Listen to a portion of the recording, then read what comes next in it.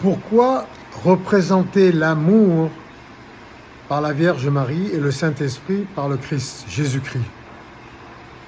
Parce qu'à l'époque, nous n'avions pas encore connaissance, ou de manière différente, de la physique quantique, du fait que nous soyons tous composés de la même particule élémentaire originelle. Donc, il était nécessaire d'avoir des repères différents, comme la Vierge Marie, qui est une mère, symbolise l'amour d'une mère, et Jésus qui symbolise le Saint-Esprit, qu'il a construit grâce à ses études dans le temple, avec les initiés, tout simplement. Et aujourd'hui, nous pouvons faire le lien entre nous et cette intelligence cosmique. Pour l'instant, nous avons encore besoin de Jésus comme référence pour le Saint-Esprit, car bien qu'il soit imparfait, il constitue déjà un repère pas si mal que ça. Et la mère, Marie, sa mère, constitue aussi un repère pas si mal que ça concernant l'amour, avec toutes ses défaillances, que ce soit pour l'un, pour l'une ou pour l'autre. Des défaillances humaines que nous devons prendre comme telles pour ne pas reproduire les mêmes mauvais schémas ou reproduire les bons schémas. Nous devons faire la synthèse de tout ça. Et quoi qu'il en soit, c'est grâce à eux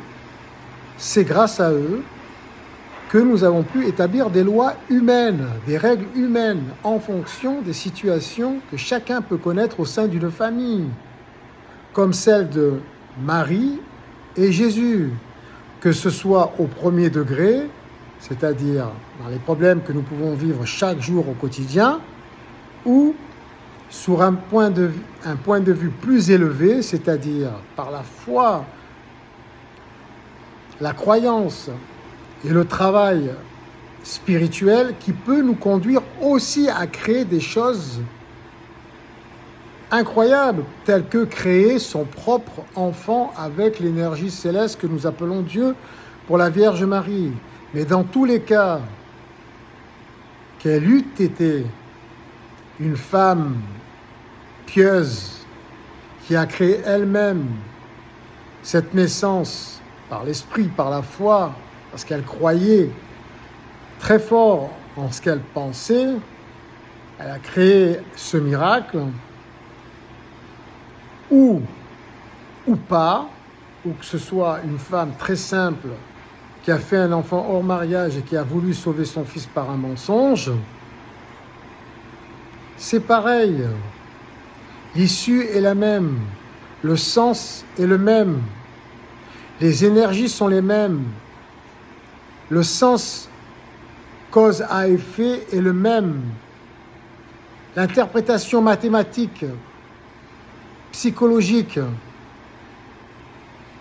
physique est la même, jusqu'à ce que nous ne soyons plus humains, que nous soyons des hologrammes vivants. Dans ce cas, les repères changeront, les règles changeront. Ce ne sera plus des règles humaines, ce sera des règles d'astrophysique, de physique quantique. Pour l'instant, nous avons besoin de ces deux repères qui symbolisent très bien la femme et l'homme, la maman et l'enfant. L'enfant qui devient papa, devenu grand, devient papa à son tour. La Vierge Marie qui était une enfant avant de devenir maman. Vierge Marie symbolise très bien la femme dans son ensemble et le Christ symbolise très bien l'homme dans son ensemble. Pour l'instant, c'est comme ça. Mais il nous faudra les surpasser. Notre repère ultime, c'est directement le Saint-Esprit et l'amour céleste que nous devons savoir interpréter aussi. Et ça, c'est mon travail, faire la connexion entre l'interprétation scientifique et spirituel.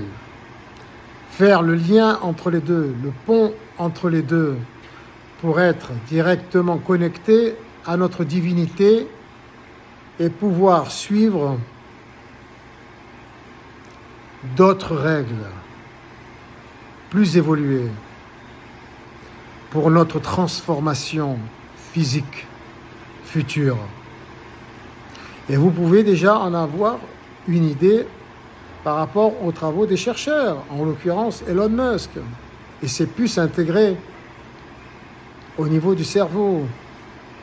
Mais il est nécessaire que nous ayons une société qui soit désintéressée matériellement et financièrement. Le bénévolat général mondial organisé est l'ultime principe de société qui nous rassurera, qui nous mettra en confiance avec toutes ces nouvelles technologies, toutes les règles et toutes les lois du monde. Car elles ne sont pas basées sur un principe d'échange financier, mais d'une simple croyance, d'une foi, de l'amour et de l'organisation concrète du Saint-Esprit au sein de notre société. En prenant en considération que nous sommes Dieu, nous sommes son corps, nous sommes les composants de son corps. Nous sommes donc lui et nous créons nous-mêmes notre propre histoire. Amen.